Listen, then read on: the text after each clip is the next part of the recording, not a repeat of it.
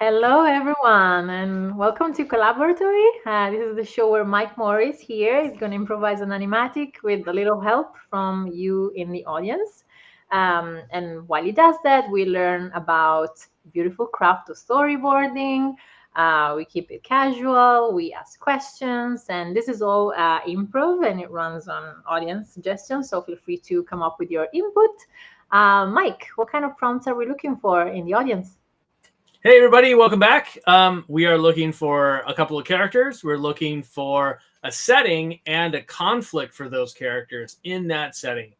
So first of all, thank you for coming on the show. This is Alessandra. Would you mind introducing yourself a little bit? Of course, yeah. My name is Alessandra Sorrentino.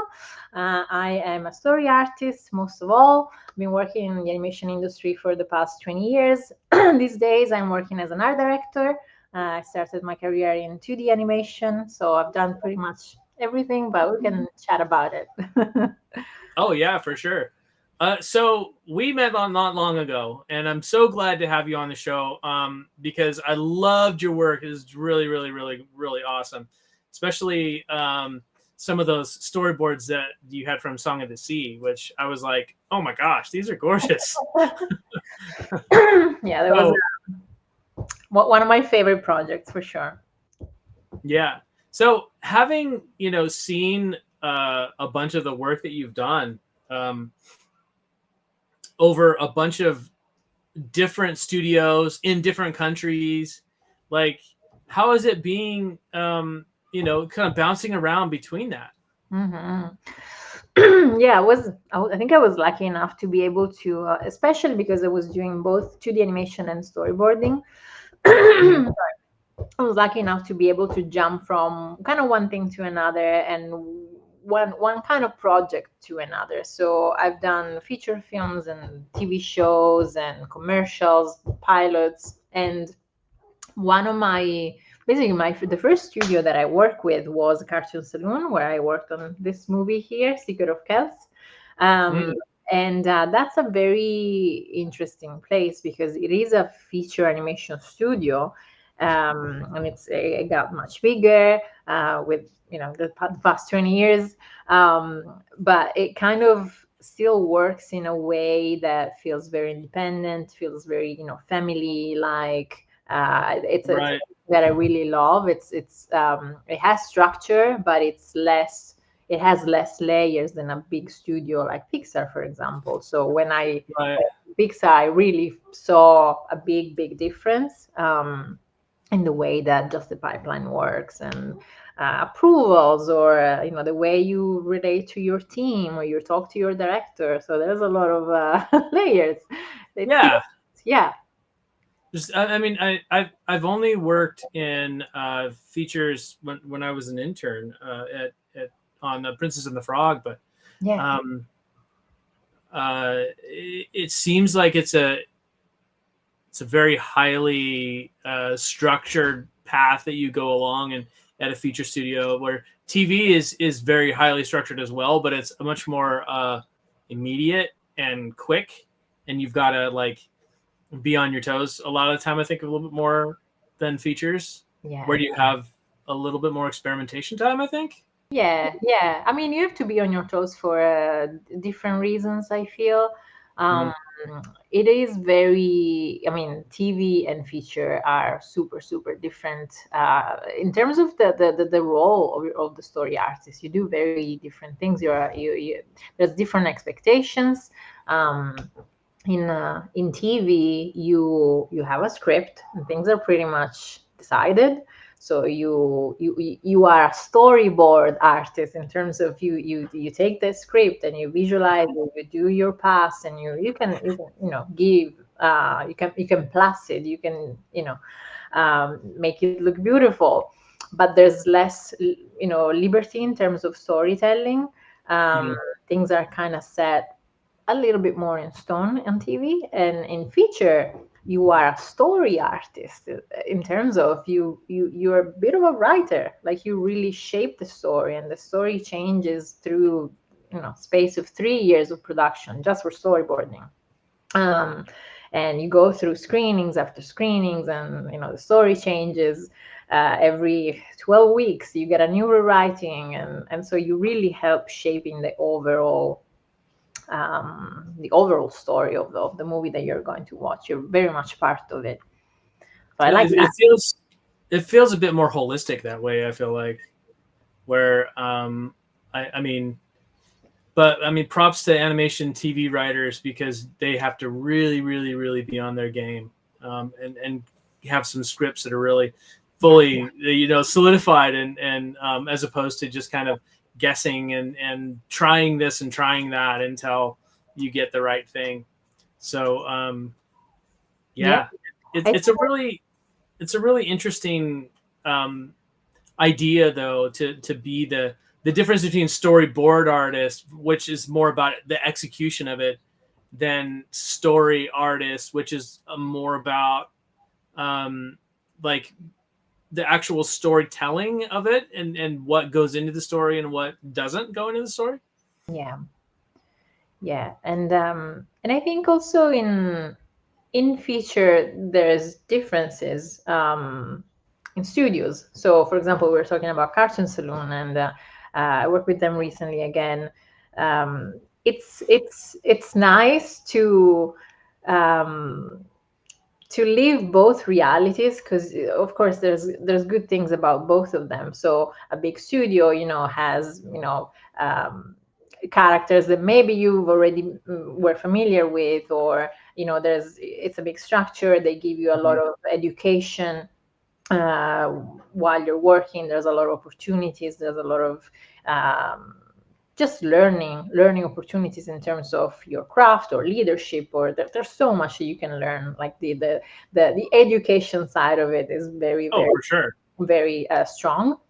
And in a smaller independent studio, it's easier in terms of, I don't have to go through a lot of layers, a lot of politics somehow sometimes.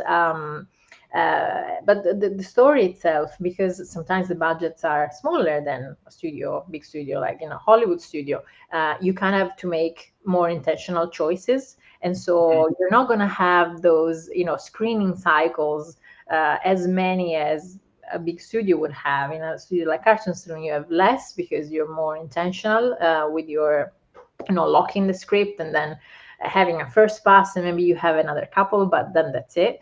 Because the story is solid, it feels less. There's less playing around with it. So you get to the same result, but with a very different process, and I feel it's very, very interesting to see how it works. Yeah, it's funny. Like even when you see students making student films and such like that, there's an interesting process that different people go through when they're trying to get to that end product of a finished, polished looking student Yeah. film. So I mean, you do a lot of personal work too, right?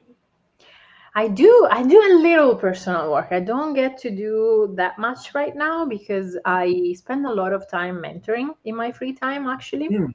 So I teach, I do private mentoring. I teach with Schoolism. It's a great platform. There's so many amazing Oh courses. yeah. I have two courses there. One is called Storyboarding for Feature Animation, and one is the advanced course for storyboarding for feature animation. And yeah, so I have live classes. I have a lot of time that I spend with my mentees, and it gives me so much. Like many times it's my lunch break, literally. Mhm. But I love being with them, and with many of them it's a long collaboration. We've been together like years, and I love seeing their growth, and it really gives me back a lot because I learn from them as well. Mhm. So that's most of my free time after work. That is not work, but it's kind of work. And then drawing for myself, I think it resorts to two things. It's two things that I love doing, and I also love giving it as an assignment to my mentees. I do a lot of gesture drawing, and even if it's not live drawing from like in a class live, I love doing it from the computer, like while I'm sketching on my Cintiq. Yeah. I have it on the other monitor, and that still counts. It's still a really, really good exercise, as long as it's quick poses, 1 minute, 30 seconds, like really just to warm up your muscle. And the other one is sketching from film. Some people call it reverse storyboarding. So when I'm on the couch and I'm watching stuff, I take my notebook or my iPad, whatever, and I thumbnail a sequence. So I stop it and I try to um, kind of understand how a sequence has been built, why the camera moves that way. It's a great exercise for composition as well, because your eye gets, trains itself to find where your eye as the audience falls on the composition. And so I like doing that.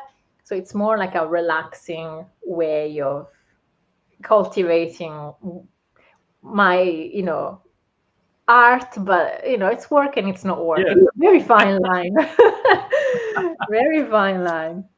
Yeah, I find that I don't draw for myself as much unless I have an idea that I'm dying to get down on paper. And that tends to be a lot of what I do as far as free time when I'm not actually working.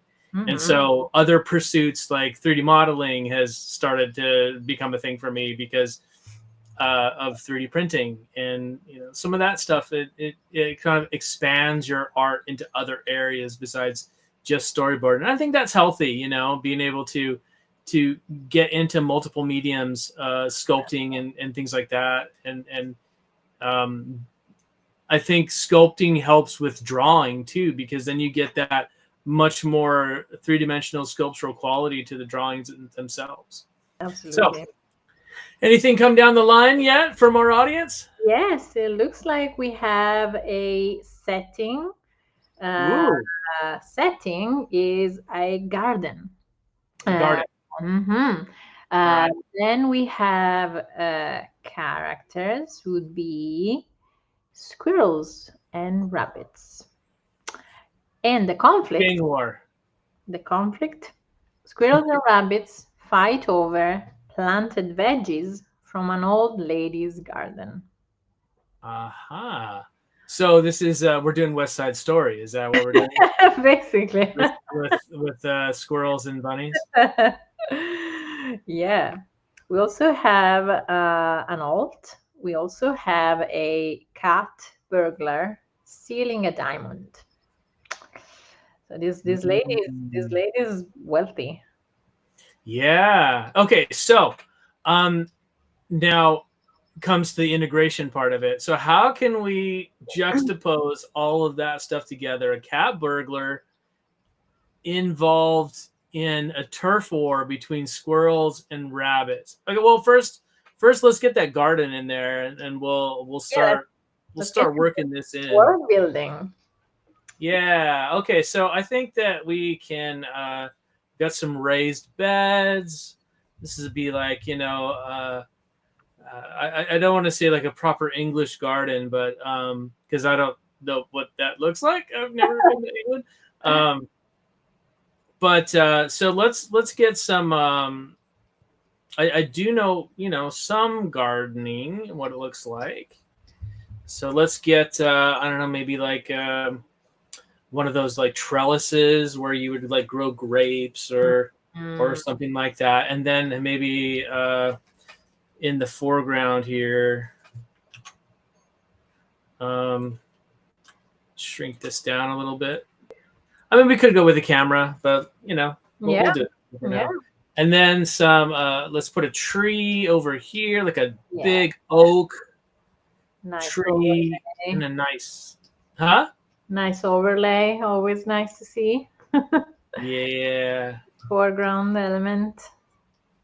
Some foreground elements. We got some big carrots, lettuce heads, Yeah. and then we'll put like tomatoes. Those Lovely. those like those cages that you do for tomatoes that look like a big cone. Hmm.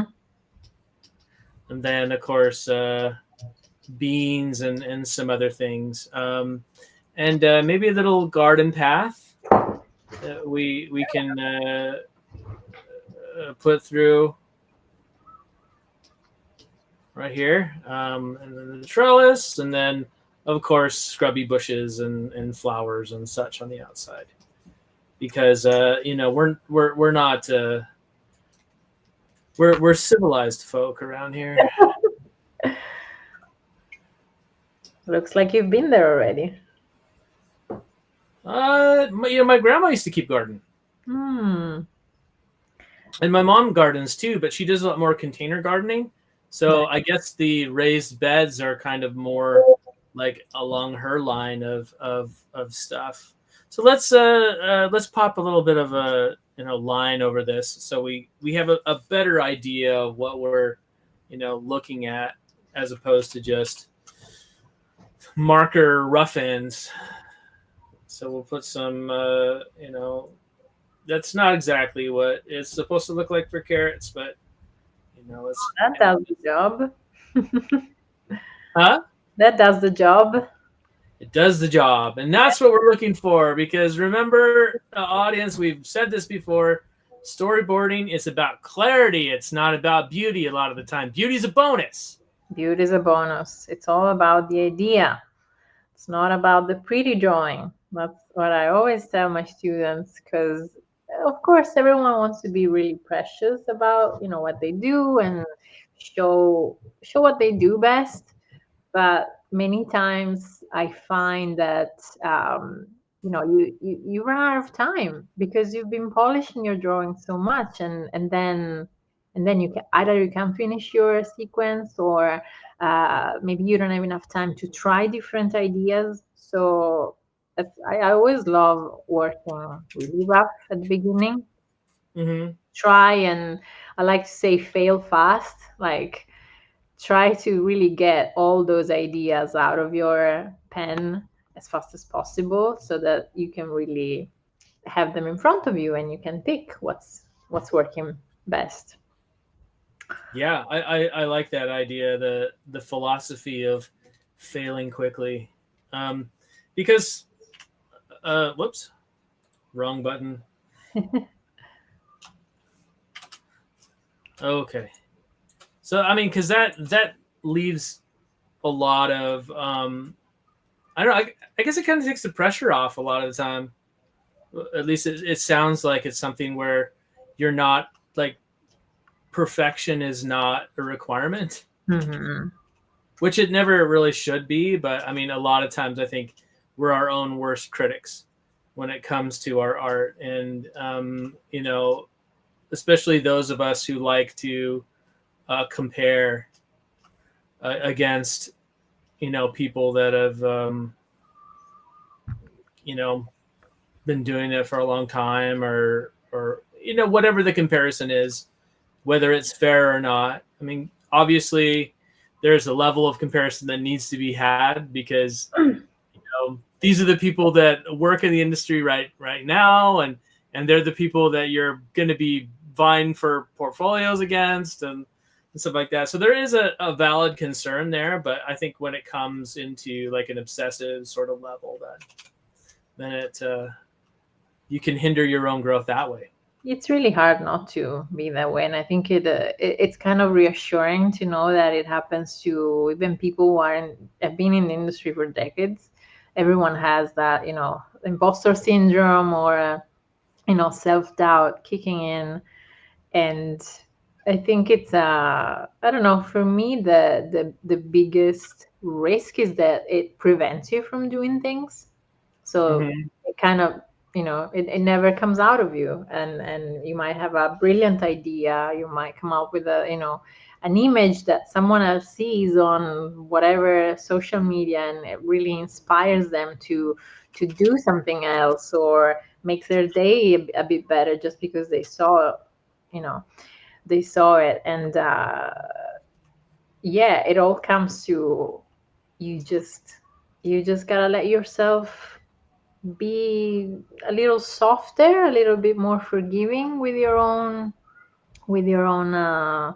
perception of failure. And I love, when I say things like, oh, gotta fail fast. I feel like the more I say it, the less power that word has to me. Like you really kind of make it feel more normal. You make it normal. You make it feel like, oh yeah, I need to get rid of this. So I like failure is something that I need to do. I need to get in term, so that I can get better. Yeah, So yeah. I agree with that. They talk about like the 10,000 drawings or the million drawings or whatever number people tend to talk about. Get those bad drawings out of the way so you can get to the good stuff. Yeah, and it's Right? same with ideas. Same with ideas for storyboarding. Like when you are in a brainstorming room, sometimes you can get, shy about sharing what you're thinking, or you might think that, your idea is not worth it. But it's actually sometimes you say something that it might be completely, silly or crazy, but that idea leads another persons to build up on that, and then you come up as a group, as a team, with the idea that actually is the winning idea. So Yep. everything is really, really, everything is important. Look at that, it's taking shape. That looks very peaceful. Yeah, and they'll put whatever plants out here. We'll say this is chard and onions and stuff. And then we'll put on the back side of the fence behind here, we'll have these big overreaching, branches from a huge oak tree that kind of come over everything. Mike, what is your favorite thing, like in storyboarding? You know that sometimes you kind of enjoy more one genre of storytelling than another. Like for me, I really love performance. I love anything with emotion. I love, because I started as a 2D animator, so I love anything that has to do with character, anything that I can really play with acting. But some people love comedy. Some people are really funny and they, come up with gags one after the other. They're just, some people love fast action and epic, shots. Really, all about composition. So what I'm curious, what is your Um, favorite? I like doing comedy. I like doing action adventure. But my favorite thing is when a sequence plays. When a sequence plays and it's feeling right, Yeah. and it's going after its intended purpose. And then I think we should put like a little house back here or something. Oh, You I know, love that. some sort of. It's a very idyllic sort of environment. Yeah. Okay, but now we need a little bit of space for mischief because mischief will find us very shortly. Mm-hmm. Um, so let's duplicate this layer here, or duplicate this panel, and then actually we're going to just put this on a different layer. I'm going to add. Let's make this color. Let's give it a. I don't know. Let's see. If we make it pink, it's going to be like Easter bunnies. But so let's make a brownish gray as a background for this. And so now I'm just gonna rough that in. Hmm. So we'll just add.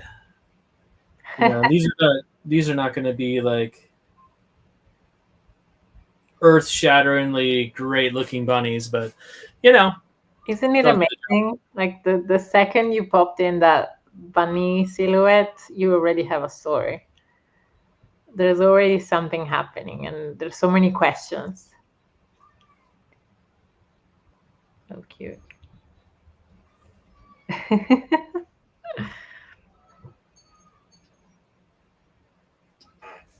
Okay, so we got this, and then whoop, and he's come right in.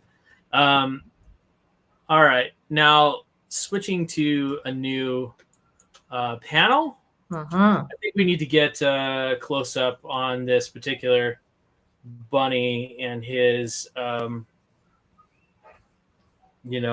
situation that he's in over here. We'll put, a little bit of the house back here or whatnot.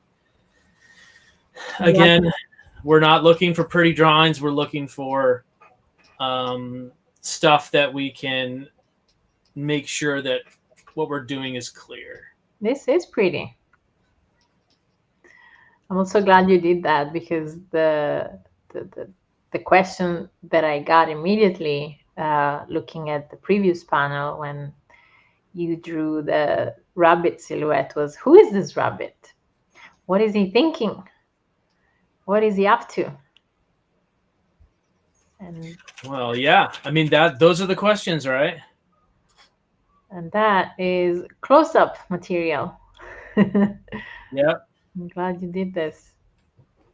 And storytelling is often a series, and if almost not exclusively, a series of setups and payoffs, right? Yeah. You have that idea sort of ingrained in us, like this happens, and in turn that makes this happen, and in turn that makes this happen, and that's how things play out a lot of the time in real life, where you have something that somebody's doing that affects what they're doing in the future, or that affects someone else's future. Yeah. And I was thinking that when I mentioned that exercise that I do, the reverse storyboarding or storyboarding from TV, from a movie or whatever, that I think that really taught me that, like, every shot, it doesn't have to be because it looks good. Every shot is an information that you're giving to your audience. So the reason why you're cutting, the reason why you're, literally taking the camera and placing it in another place, in another area, is to give a different information. So like in the previous panel, we couldn't see well what this little guy was thinking, what his personality would be like. So this is a great way to give that information to the audience. And I think it's one of the things that we talk the most with my students, because of course, especially when you start, you want to do the cool shot, like the camera, underneath a narrow space, and soft focus and all of that great stuff. But then I'm like, what are you trying to say? Is what you're trying to say clear to the audience? So and sometimes it's the answer is really simplicity. I always look at Miyazaki. I always look at that kind of storytelling that never overdoes, and it's always very clear, very readable. When you have a very simple setup, I feel like it's a great base to kind of focus on other things like acting, performance, or all that good stuff. So I think with the years, my storytelling got a lot simpler visually. Mm-hmm. And I think simplicity is an art form in and of itself too. Like when you're working on something, it's so easy to overcomplicate it. But I think in overcomplicating it, you kind of lose the clarity of it.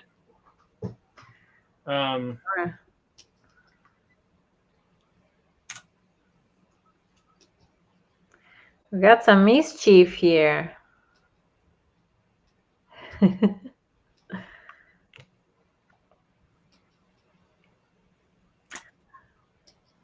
So that bunny over there in the background is up to nothing good. Oh, this one too.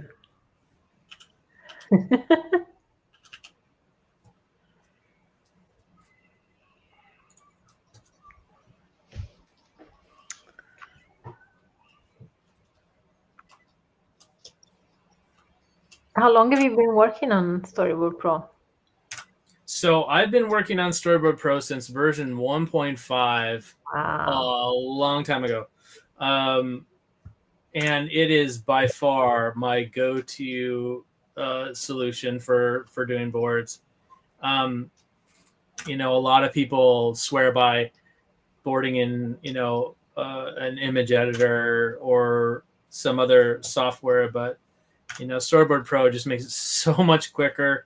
The results are, it's just so much more malleable. Yeah, And from what all of us understand in the boarding world, storyboarding is reboarding. And so when you have very, very malleable pieces like this that you can kind of like, you know, mess with, then that makes things a lot easier for when you're storyboarding. for sure.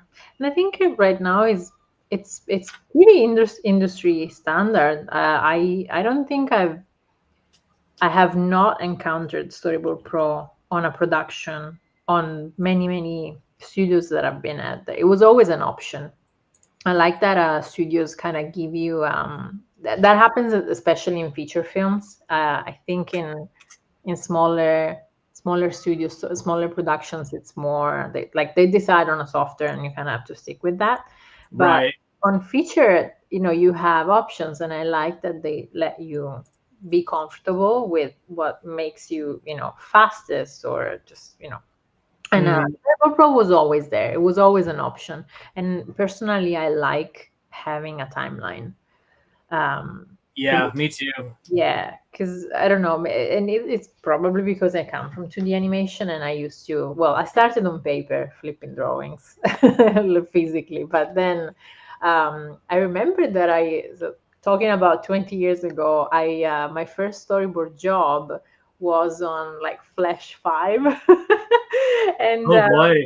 yeah, and but I had a timeline, so I love the idea of having something as simple as you have one layer and that's your background, and then you have one layer and that's where you handle your acting, and then whatever overlay. So my mind works on a timeline because I can flick through and see the action, happening before my eyes, but it also works kind of vertically because I really think about, like the way that they would shoot animation back in the day, where you have all your layers. So Yeah. background, acting, characters, and an overlay. So I really like this interface. I think it's really intuitive. Yeah, I really like it. Yeah. I would agree. All right. So we've got our guys in there. They're going to ground. All right. It's time to get stealthy. And so I think one thing that we should do though in this is I'm going to get out my cutter tool, and we're just going to carve out a couple of things. Just this foreground element that we've done, um, and we'll just like cut that and pop it onto a top layer, just Mhm. so we have a little bit of separation.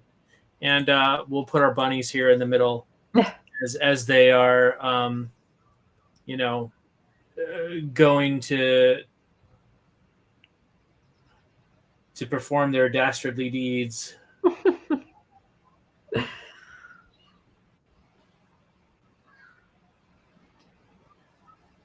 Their little pink tails or whatever. Do you normally draw with vector brushes? Always, Always. always. Because I don't see much point in doing. I mean, the bitmap is available, Yeah. but I personally don't see a lot of point in using them unless I'm doing some sort of effect. Yeah. You know. And I think like I started using Storyboard Pro again recently for a job. I used it many years ago, so I saw there was a huge improvement.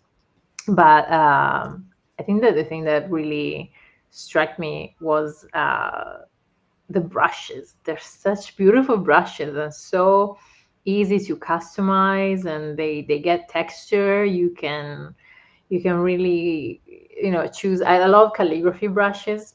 I find that whatever software I'm using, I'm always kind of drawn towards that kind of calligraphy. Very simple, uh, pretty black, and just like a diagonal base Mhm. brush. And you can choose even the inclination of like the orientation of that. Oh yeah. So that's so easy to set up, and I just love the brushes, and it's mind blowing that all that can be a vector. It's so easy to Yeah. And transform. and this brush that I'm using right here, if you I don't know if anybody can see it.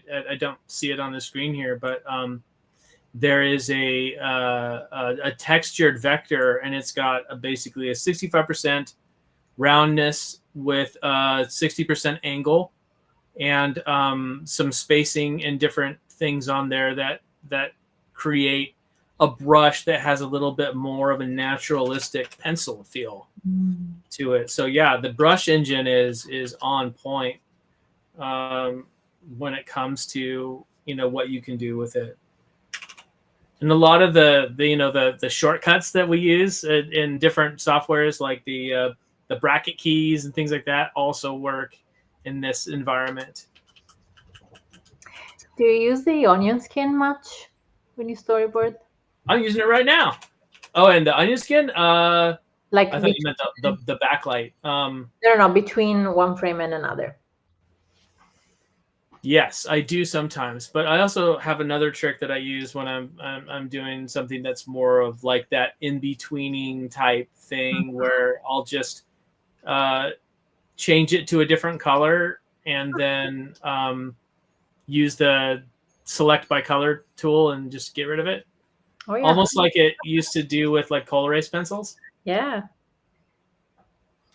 Okay, so let's do this. We've got them kind of climbing up here, and now I think we're going to be looking at an upshot in the very near future here with that tree, and then we've got some foreground plants that are about to be pillaged.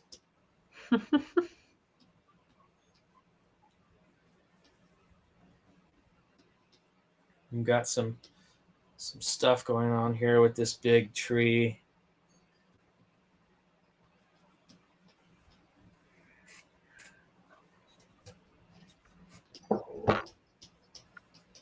And then of course the hoops. Sometimes do you ever notice like I don't, maybe it's just me, but when I'm drawing with like when I'm composing, I Mhm. end up squinting quite a bit. What? Yeah.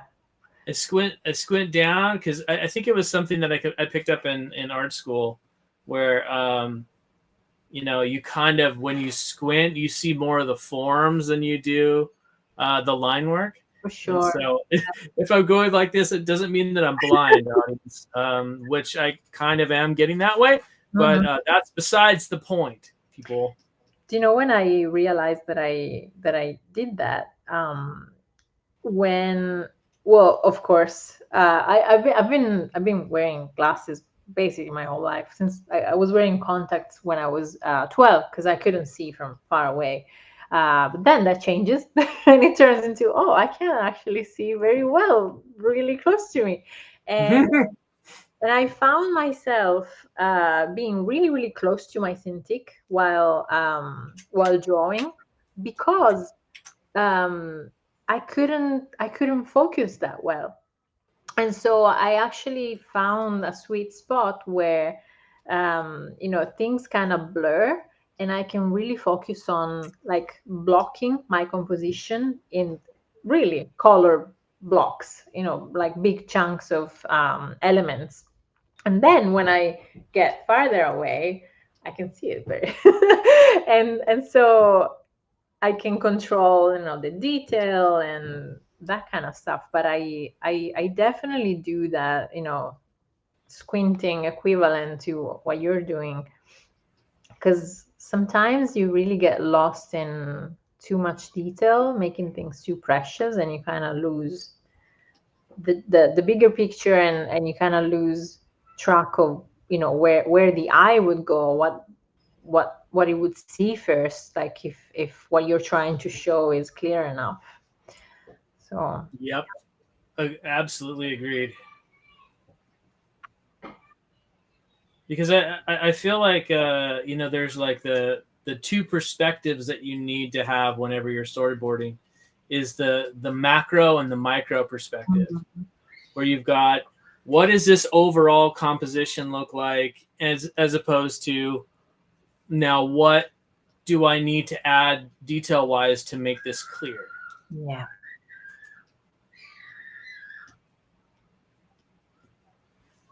So here we go. We'll get Something's happening.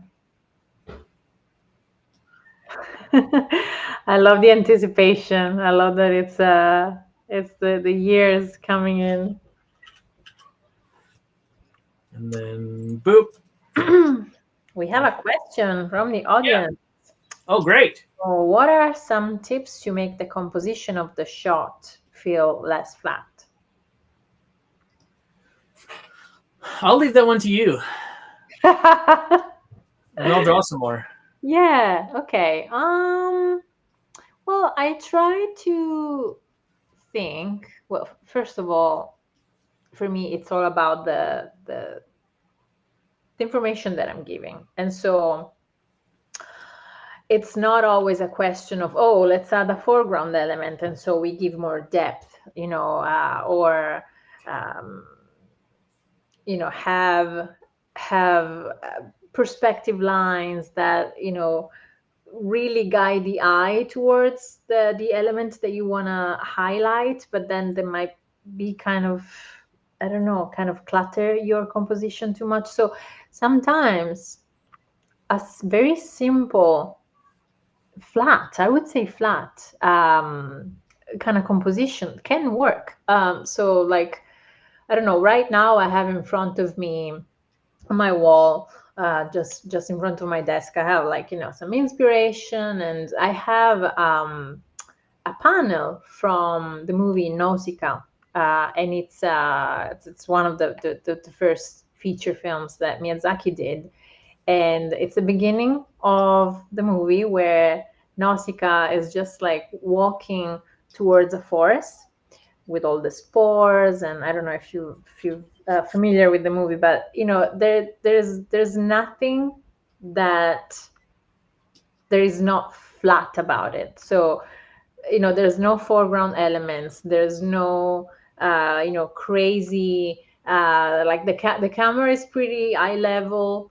It's not too, what many people tell you, lower the camera because you're gonna get something more dynamic, more. But sometimes you don't need dynamic, sometimes you need clarity, sometimes you need something that is just tells you where we are, gives you information about the environment, and gives you clarity about what the character is going to do, what they're thinking, what they're feeling. And it Well, doesn't, yeah, that's certainly the most important thing. Yeah, is the clarity. Uh, yeah, I think if you're going, if like the point of that shot is dimension, and you're trying to get that sense of depth, a lot of the time you can't go wrong with foreground, midground, background. yeah, But it's a lot of that I feel like is actually in the drawing of it. So the better that you understand perspective, the better that you understand how different elements will work together. I feel like photography yeah, is a great like master for that if you want to learn that sort of depth. Like, and I'm not just talking about, oh, I took a snapshot with my iPhone the other day. I'm talking about like, going into a place that has depth and taking photos and seeing what gives it that depth. Perspective, I think, though, is really the key that you're looking for in that regard. yeah. And I mean, sometimes I try to imagine what would have I done with an iPhone as a kid when I was trying to come up with stories, and I don't know, I had my dad had this crazy big camera. It was so big that you had to carry it on your shoulder. And so I was because it was so big, because you could open it and put a VHS tape inside and record on it. And I so had one of those. My grandma had one of those. it was amazing. And so I was using it a lot. I was trying to shoot little stop motion animation. So I was using my toys and put it there and then press record and then press stop and move it a little. So if I had an iPhone, what would have I done? Like, what would have I? You can make a movie now with that easily, and so you know if you don't have any resources, everything counts. Like everything is it works. Like take your phone, go on the park nearby, and try to come up with a story just with images. And so try to think what's the beginning, what is happening, if there's any conflict that you can come up with the elements that you can play with. And yeah, you can definitely play with foreground, midground, background elements, and see what it looks like. Try to see if you can play with up shots and down shots, and give that little bit of flavor to your storytelling. Make something that gives anticipation, or maybe it's very peaceful. Maybe you're making a little horror movie in the park. It depends on how you use that camera, and phone can do that totally. It's easy. We have another question.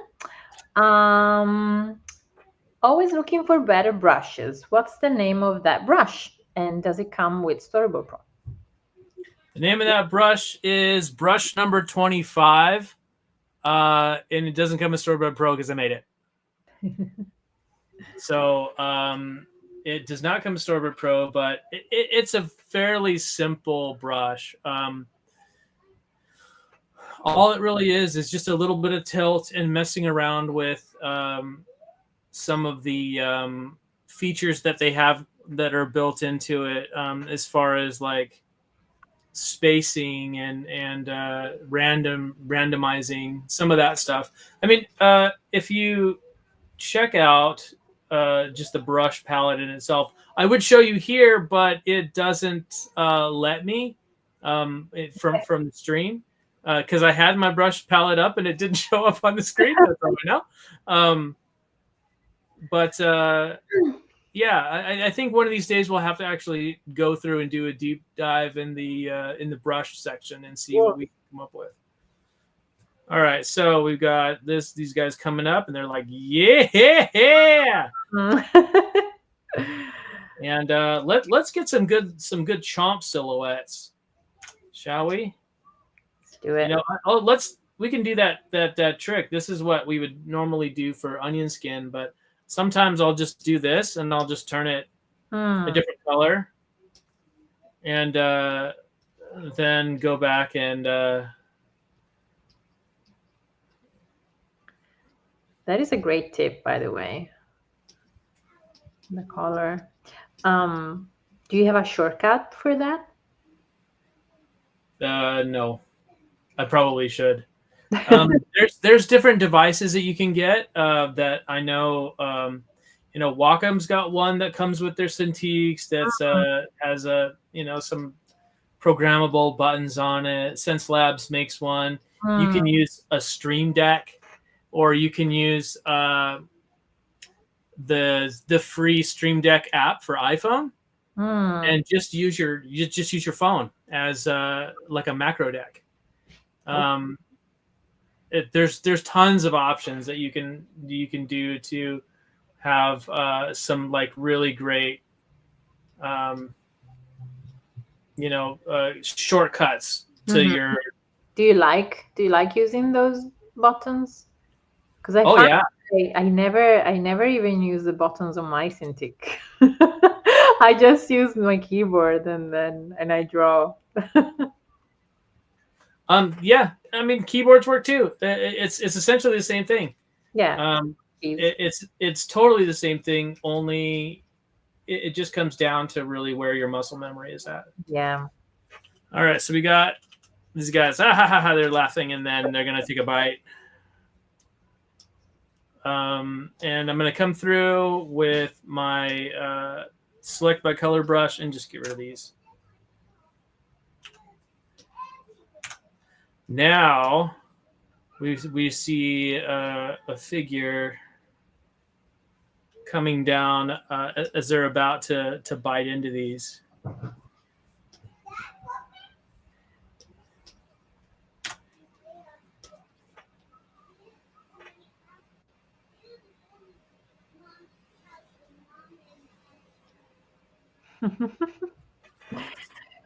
Who is this girl? That's why we had to have the oak tree before. Uh-huh. Do you remember that movie, The Sword and the Stone? I think I do. I always loved the squirrel sequence in Oh that my movie. God, that's so beautiful. That's one of the most beautiful animated scenes of all time. It's the whole thing. It's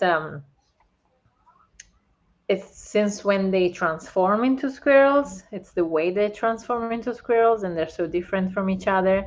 Mm-hmm. It's there's so much character stuff in there. There's the fact that they bump into those female squirrels and they have to deal with the situation. Yeah. Love. I think Sword in the Sun is one of my favorite old Disney movies for sure. I always felt so bad for the one squirrel though that fell in love with Wart, Uh, and you just see that shot at the end where she's just gonna look at them for as long as she can before, yeah, and you're just like, oh, she thought she had it made. She thought she had a mate and the whole 9 yards. She was gonna have a family, and she didn't realize that it was all just magic tricks. It's a great movie indeed. All great characters. All right, so I love let's. the songs in that movie. The songs are fun and just really, I don't know, like get really stuck in your head. Yeah, I was taking my kids to school the other day, and I can't remember if it was for pickup or drop off, but we were singing the fast and slow, high and low song, the opposites song. Oh yes. You know what's funny that so I grew up in Italy, and every movie in Italy is dubbed. And so I spent every single day of my childhood watching um, Disney movies. I had all my VHS lined up, and I would pick one every day and just on rotation for years and years and years. I kept doing the same thing. And so I knew all those movies by heart. Like I can start now, and I, you know, Yeah, but I know all the quotes and all the songs in Italian. And so when I moved to the US and people are quoting stuff, I'm like, damn it, I can't quote it because it's different, or the lyrics are different. But they're just so good. well, I've long held that one of the things that got me into animation was my grandmother's VCR player, Yeah. because it had a freeze frame and you could go frame by frame by frame by frame. And so I would sit there and go, how do they do this? And you would watch it, and then you would see like things, kind of squash in or stretch Yeah. out, or The all the different animation tricks that you would see, especially in with the Disney masters from back in the day, that had developed the art form into what it was, Yeah. and had earned the title of master by coming from very, very, very little with, like, the Windsor McKays and the oh gosh, the German lady that did Prince Ahmed, um, and take that to the Seven Dwarves, and then into Pinocchio and some of these other Disney films, and all the way up to where they were mature and doing their own styles and things at that point. You know, where Milt Kahl was kind of running the show stylistically.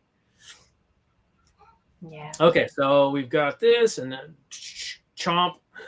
And I think that we should go back to like this. I'll grab this, copy that, and then actually, what I should do is this.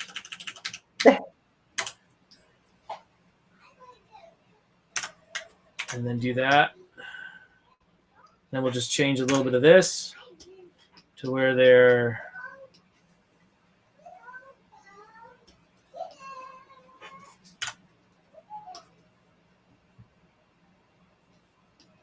happy with a big old bite out of these tomatoes. Juicy. And this guy is yelling at him, "Hey!" I think we need to do one more of this. Hey, you know that he's yelling at him, "Hey!"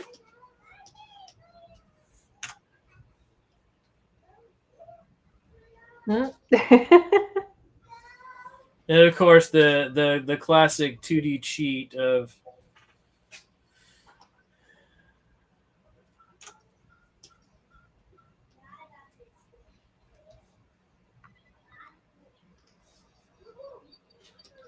and then now we've got to go to the over the shoulder.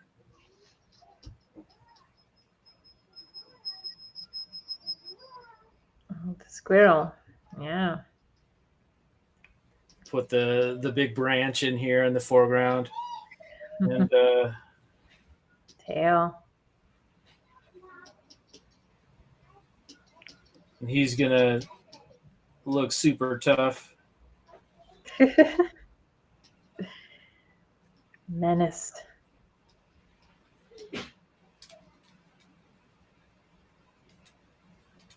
What do you rabbits think you're doing in our garden patch?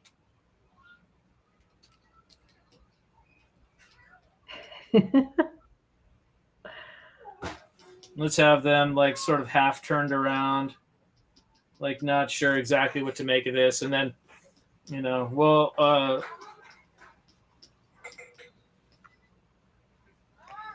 let's see. We're just going to block this in and we'll say, this is Tomato Patch. Oh, yeah. We're not going to draw that. We don't have this. We don't have that much time. We still got a lot of ground to cover. You know what? That kind of thing happens a lot in feature film as well. When you're pitching something and you you don't have time, you do something like that.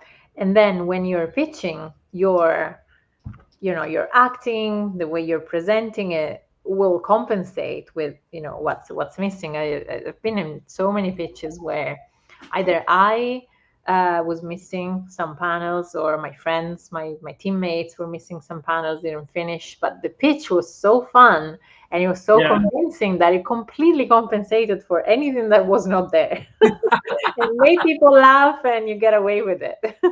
Yep, that's the thing. If your boards are funny, if they're working, then you have nothing to worry about. Yeah.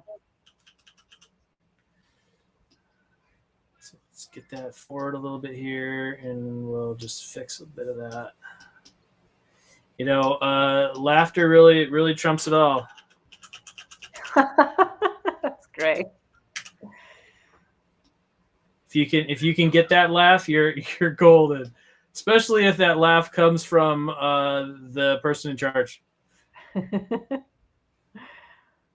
Oh, yeah. He's shaking his fist, and they've got their, tomatoes that they're munching on right here. We'll make sure that they're represented. and all over the things. And then I think we need a nice, shot of our new squirrel friend here.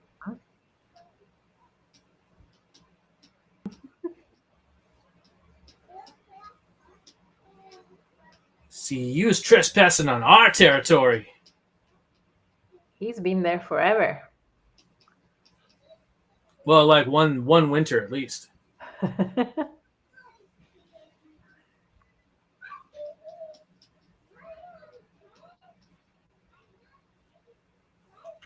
don't like that.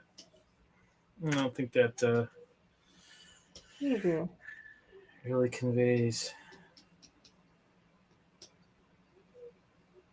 And sometimes you just have to throw a couple of the things off balance, like Oh yeah. The concept of twinning, was one that they have in the Illusion of Life book that I used to read a lot. Not to make things feel they have a really great picture of Mickey Mouse, who's just standing there like this with his arms out, in the classic kind of Mickey Mouse pose, and then all of a sudden it falls over because it's just a wooden standee. I remember that. Yeah. And I was like, all right, that's what we got to do. Make sure that things don't look wooden. Yeah. They don't look like it can fall over at 1 second.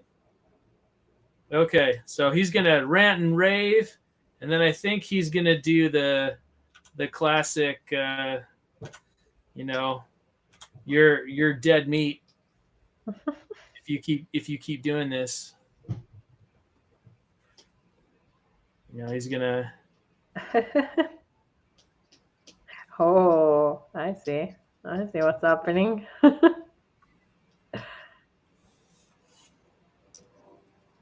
And sometimes you just have to go for the funny drawing too.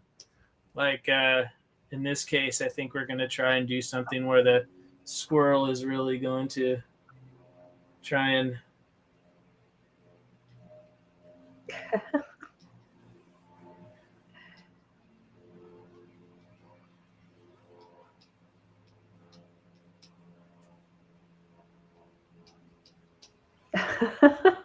That's amazing. Yes, that's awesome. It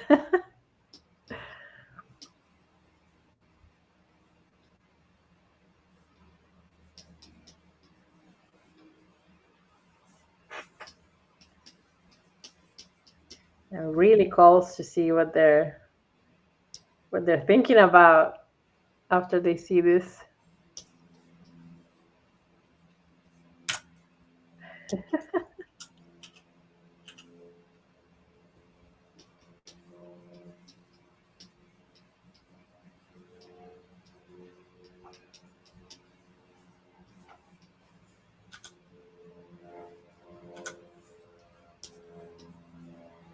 Do you ever record dialogue for your storyboards, for your animatics? Not really. Not for these anyway. But I suppose you could. It's really easy to do it in Storyboard Pro, but I just haven't for the most part because I'm one of those people who hates the way I sound on video. Yeah, it's pretty traumatic when you're working on a big production, and there's always a scratch audio. There's always the scratch recording before they do the casting, and they get the final track. I personally like working with audio because it really helps me controlling the acting. And sometimes you read a line on a script and you read it in a way with an intention and with a tone, and then the director was thinking about the same line but kind of with a different tone, so it changes the whole acting. And that's why you do table reads before when you get launched on a sequence. Usually you Mm-hmm. gather with the team and you do a table read, and sometimes it's the director reading the sequence so that they already kind of convey what kind of vibe they're going for. Or sometimes, each person in the story team picks a character, and like we all basically read it along. But then, you know sometimes like you need to help with recording lines, because it's just people in the studio. There's no like actual actors before they call the actual actors. And so they call you and they're like, can you record this line? And then you're gonna hear your voice over and over, and it's so strange. And you get so Yeah. used to it as well. Well, a friend of mine who's been on this show before, Mr. Mark Walton, if you know him, he was a story artist at Disney for years and years. Mhm. And he did a bunch of scratching for a film. And at the end of the day, the directors couldn't see it any other way.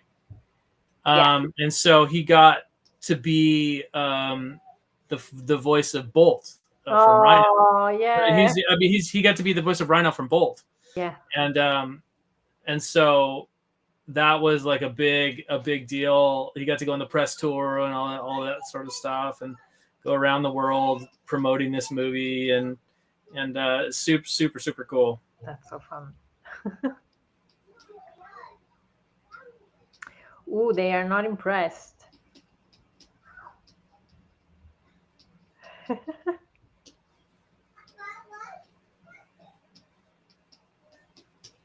Let's put some stuff back here to Mm-hmm.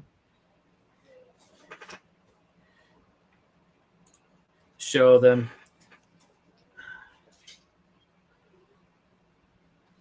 Oh yeah. And then this guy is gonna just reach out and pick another one.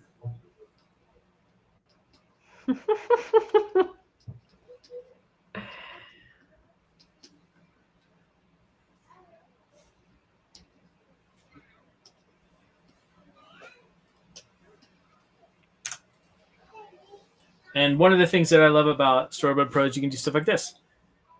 You can just flip. Oh, yeah.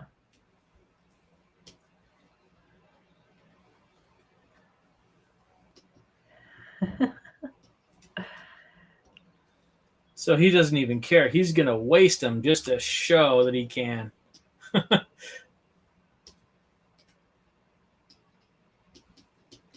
Munching.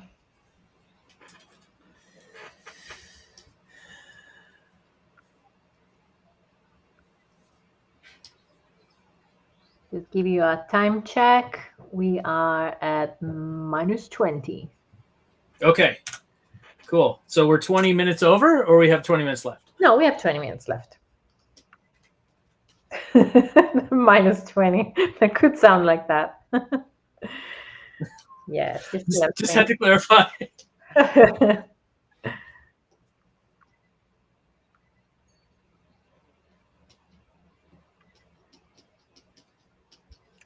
So curious to see where this is going. Do you already have an idea when you start? Yeah. No, I don't have an idea when I start. I just kind of wing it until something comes. Yeah. A lot of the time, and a lot of the time, our audience will chime in a lot more. Are there any other questions that we have to field? I don't see any other questions. Don't be shy. Take the opportunity while you got it, folks. What is the thing that gave you the epiphany of how it's ending? You don't have to explain it too much. Is there a panel that? I think that sometimes you just kind of have to feel it out, and then after a little while, you'll sort of develop that story sense. But I don't know. For me, it just kind of comes when it comes, and you can't think about it too deeply, or it won't come at all. Just kind of roll with it in some cases. Oh yeah.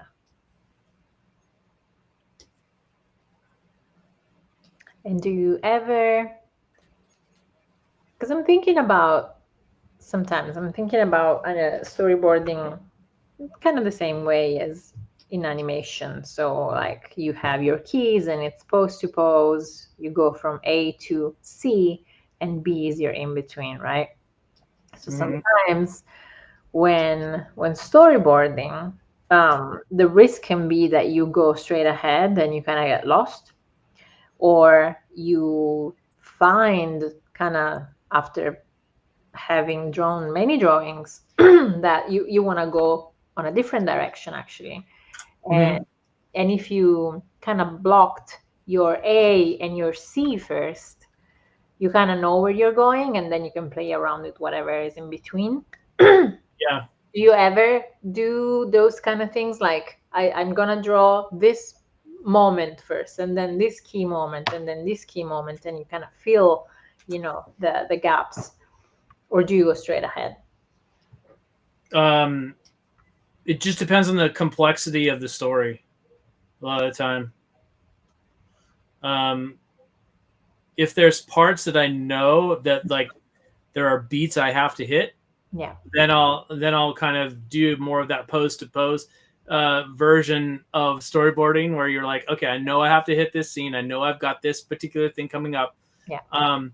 But a lot of the time I feel like for my own process, it is that straight ahead for the most part, and then revising afterward. Okay. Because then like I know a lot of people prefer this term, vomit pass, where you're just like, for as gross as that may sound, but you're just going, blah, everything's out. You let it out. You're done. You've got what you need into that spot. Yeah. And then you can go back and refine it. It's like taking those lumps of clay and just throwing them down on a table and then building the castle up around it. Makes sense. I feel like as long as you do it as rough as possible, so it kind of minimize the risk of throwing a lot of stuff away. I also I like doing a lot of prep before I start boarding a scene. So usually say that, I don't know, they give me a week to turn it around. I think I spend a good 2 days just doing research, finding reference, watching any movie, any clip that I can think of that could be related, that can inspire me. I spend some time playing with the characters and just drawing little thumbnails, maybe unrelated. It's more like a what if this happens, and it gives me more food for thought. I like writing lists about everything that I can encounter in the scene. So I don't know if it's a scene that happens in a car, I write a list about anything that I can interact with. So side mirrors or whatever, any prop that I can use and that can help my storytelling, just to sell the characters even more. So if I have a list, I think I have a reminder of what I can kind of use, as long as it doesn't take too long. But I like having a nice prep before diving in. We have a question.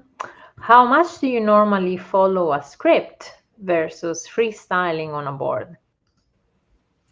Usually it's scripted because I normally work in television most often. Yeah. So almost invariably it's going to be from script.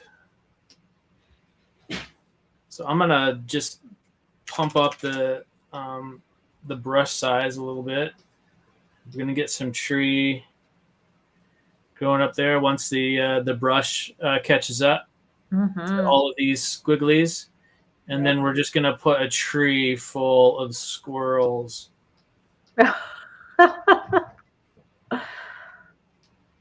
With their beady little eyes.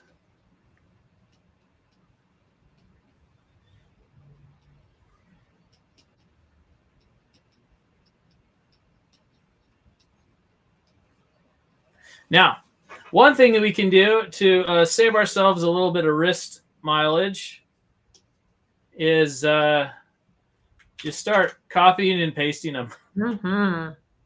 And then once you've got a few, so they're not all like the same thing, then just grab a bunch of these, paste them, move them, rotate them, change them however you need to.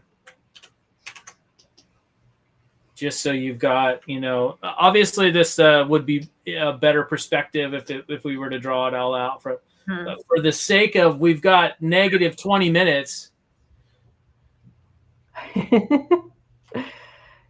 then we'll do what we can in the time that we've got. We have a bit more than 10. And we get more questions. Great. Love that. Now people are getting brave. All right, I love it. So do you thumbnail directly in the camera view? I do often. It also says, I always find it better to thumb it all out on one page so I can see the shot rhythm. Oh, yeah. I do that a lot of the time. So when I'm normally working on a professional board, I'll just do this, and have like a bunch of different drawings right here, and then I'll go back and place them in order. So I can feel out that flow like you're talking about. Yeah. And it works pretty well that way. I'm still thinking about the previous question about following a script kind of religiously or being able to do some freestyling. It's a really good question. Yeah. I think it's especially in feature, it's something that you need also kind of social skills to handle, because of course feature gives you more freedom to come up with ideas and try new solutions and plusing it, as we say, plusing an idea, but you always have to do it very delicately, because you're basically you don't want to be giving a substitution to the idea that's offered in the script, because the script is something that people have been working on before. There's the writer, there's the director, they've been making decisions, they've been spending time approving and changing, and so what's given to you, that page with an indication, is something that require time and energy and sometimes headaches. So you want to be very delicate when you offer a suggestion, and so always offer an idea as an alternative. It's literally we write alt. So you board what's on the script, you board it just as it is, you do your best to make it shine, and then you go like, or, and then you come up with your scene, with your with your new idea. Chances are people will laugh, people will be like, oh yeah, this is actually really, really good. And it's always nice because you put it in a way that you're not trying to change anything, you're not trying to say this is not working, here's how I would do it. Yeah, there's always a lot of diplomacy skills that you need to have on feature, but in general, like, this job is it's such a small world, and everyone knows each other, and you want to be nice. You want to be nice and nice to work with. Yeah. Well, when I first went to CalArts, sat us all down in a room at our year, and they were like, look to your right, look to your left, be really nice to these people because they're probably going to be working with you for the rest of your life. Yep. So That's true. So true.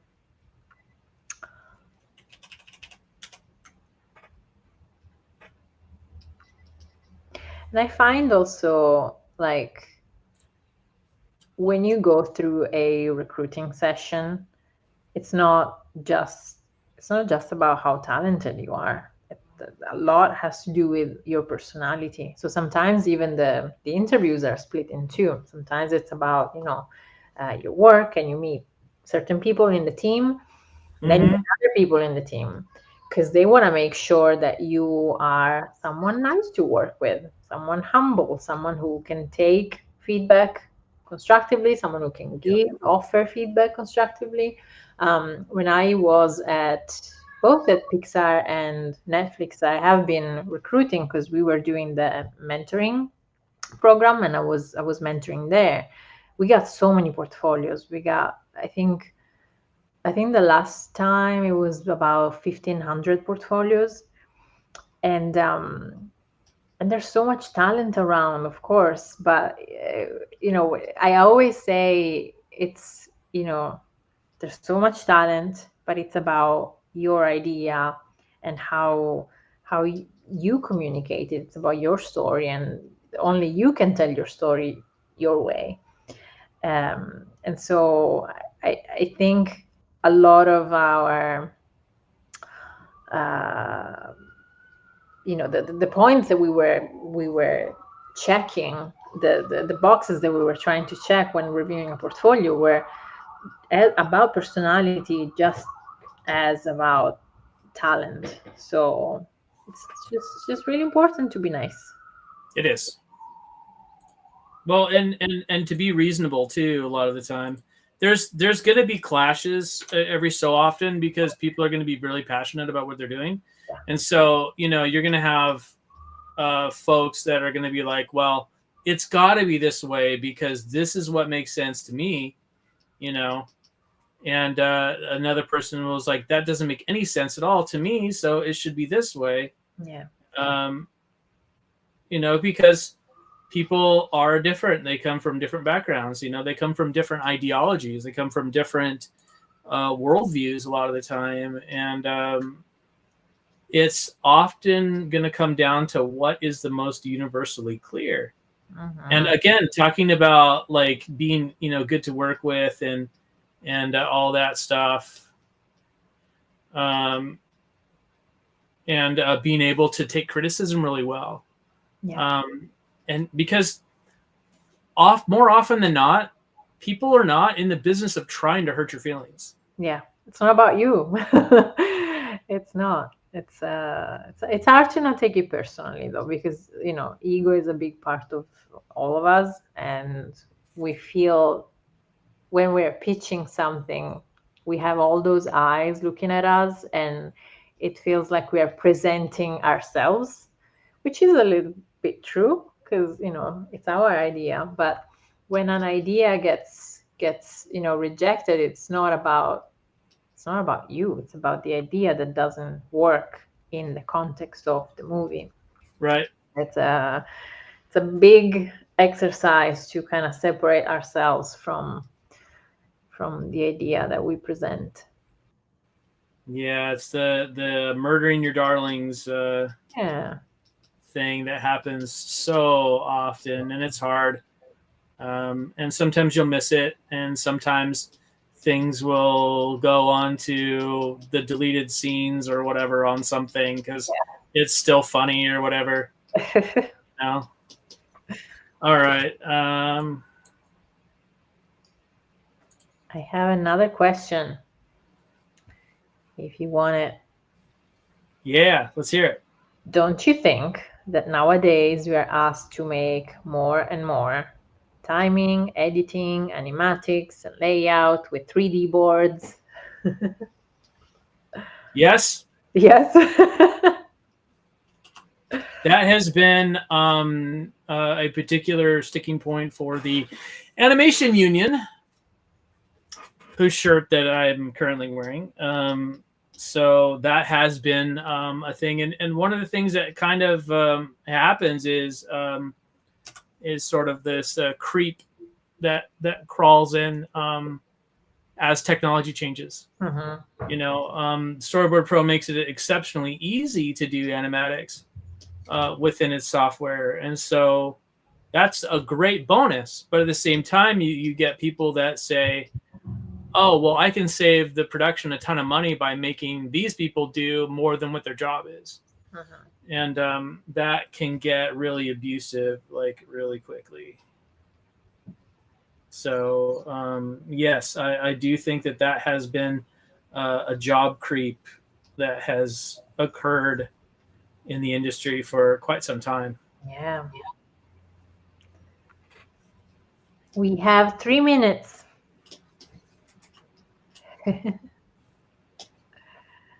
Okay. Okay. We're almost there. We're almost there.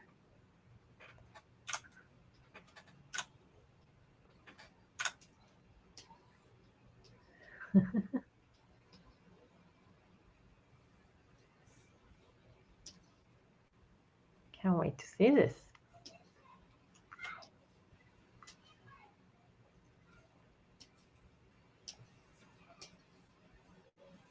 Have you ever developed further any of these animatics that you've done here? I would like to say yes, but no.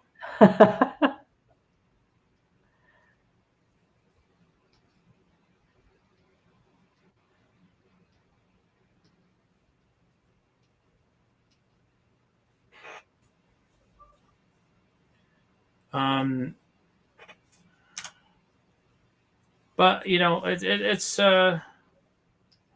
one of those things where it would be great if you had time, but sometimes you just don't. Mm-hmm.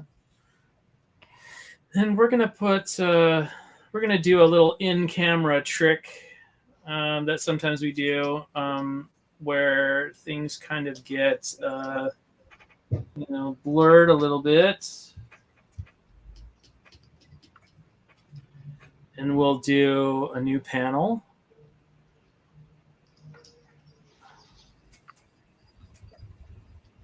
To simulate, this isn't the proper way to do a zip pan by a long shot.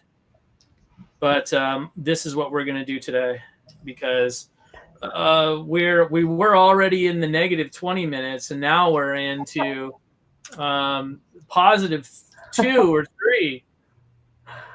Oh yeah.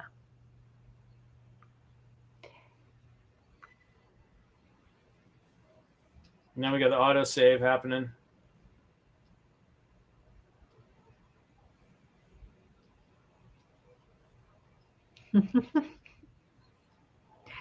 Oh, here she is.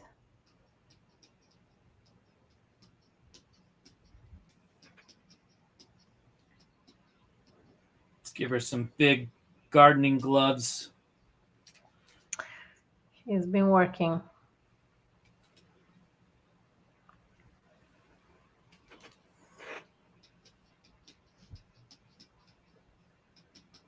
She's got her apron.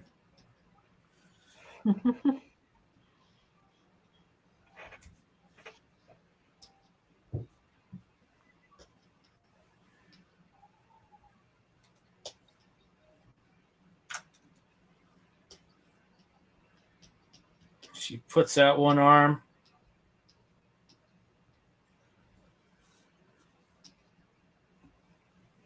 Actually, you know what? We're going to do this. One hand is going to be down. No, never mind. Never mind. We're going to widen out a little bit, though. Mm-hmm. For this panel, because we find out that Granny is a falconer. Oh, okay. I did not expect that.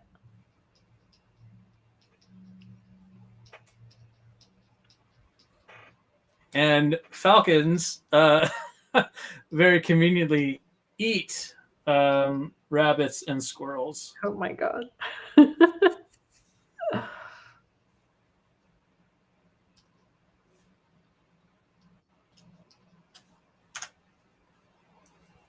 And then we're going to have one panel, and then we're going to do another camera move and have that one come out like this while she does a little bit of a whistling motion with her mouth. Uh-huh.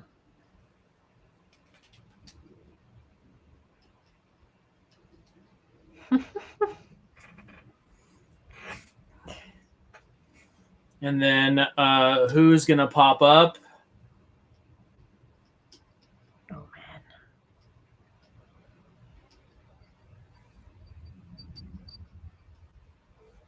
man. For her giant beastly dog.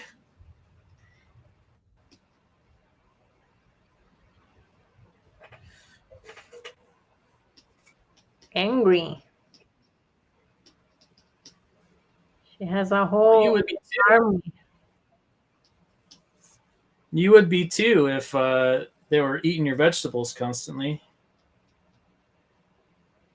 All the ones that you've, been working on so hard.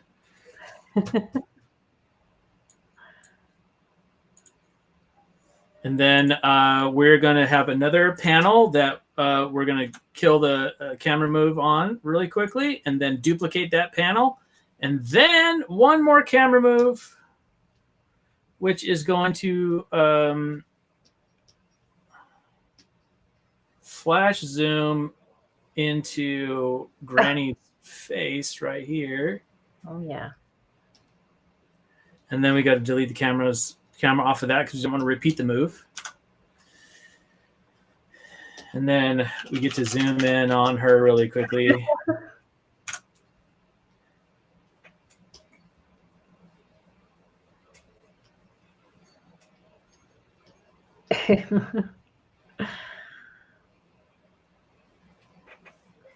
She knows what she's doing. Okay, I think we're good. Sweet.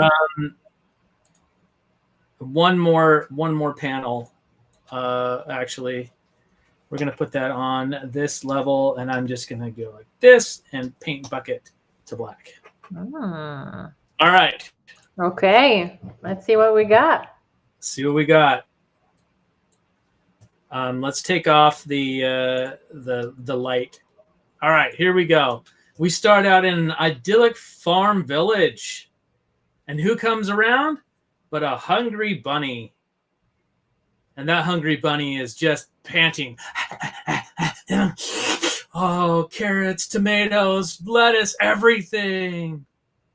Yeah, that's a good find, boy. That's a real good find. What are we going to do now? Well, what we're going to do now is eat. And they come down and they start to go and they climb up. Tomatoes, anybody? Ah. And then this one guy and the squirrel comes down as they start to eat and he says, "Hey, get your filthy rabbit hands off that tomato. That's for me and my boys." And he sort of touched one more tomato and it's a for you. And the rabbits start to, yeah, and he eats another one. You and what army? This army? And all the squirrels kind of pop up. And then that's when homeboy snaps his fingers, snap, and then all these rabbits come up through the garden path. And they lock eyes and, clash against one another's faces in this sort of split panel. And then they hear you forgot one little problem. And they look over. This is my garden. And then the hawk comes down. Boys, Oh, there we got a multiple camera move. Oh no! And then they start to growl. And it's nice that you've all gotten together in one place. Oh. And we cut to black, and we just hear and hawk cries and all kinds of little squirreling sounds of terror. So good. I love the Tarantino split screen. That was so fun, Mike. It was so great that you've done it in such a short time. How many panels is that? I don't know. A lot. You can see along there that, but when you can use your tool efficiently, in this case, Storyboard Pro, you can have a lot of panels that don't necessarily reflect everything being drawn meticulously. Yeah. Very, very good. This was really fun. All right. And I think you've got one little script that we've got to read, because well, first of all, do you have any projects that are coming up or that you would like to draw attention to? Oh, I definitely cannot talk about what I'm doing. I'm working on a video game, which is a new challenge for me, because I've been 20 years in the animation industry, and this was not expected. But I'm art directing this project, and I'm treating it exactly like I would treat a movie, and so everything is very much story driven and character driven, and yeah, I just love. I have a great team. Yeah. And you have courses on schoolism? And I have my course on schoolism. Yeah, you can hop on schoolism.com and find my name. I have 2 courses. You can take it self-taught. You can download it, or you can have a live session with me every week. So yeah, that's pretty much it. You can find me. My website is alessandrasorrentino.com, and you can find all the info there. You can find me on Instagram. I'm always very responsive. I like connecting with other artists. So yeah, feel free to reach out. And for those of you who are in the Southern California area, I will be at Comic-Con Revolution in Ontario, California, not Canada, coming up on May 17th. And we're going to be doing some animation panels. We're going to be doing some, there's going to be a booth there if you want to come meet me in person. Nice. It's going to be a great time. Comic-Con Revolution is a fantastic show full of fantastic artists and vendors, and you'll have a good time. Lovely. So read the script. Read the outro script. I don't have it. I don't have Oh. it. We have the question. Well, the outro script kind of goes like this. Okay, ready? If Mike Morris can do this in 90 minutes, think of what you can do in 3 weeks with your own personal trial of Storyboard Pro. All right, now you say it. Well, if Mike could do this in an hour, you can do this in Storyboard Pro in so many ways, and there's so many tools, and you can come up with your own movie. You can make amazing things. 21-day free trial of Storyboard Pro, people. And thank you for coming again. Thank you.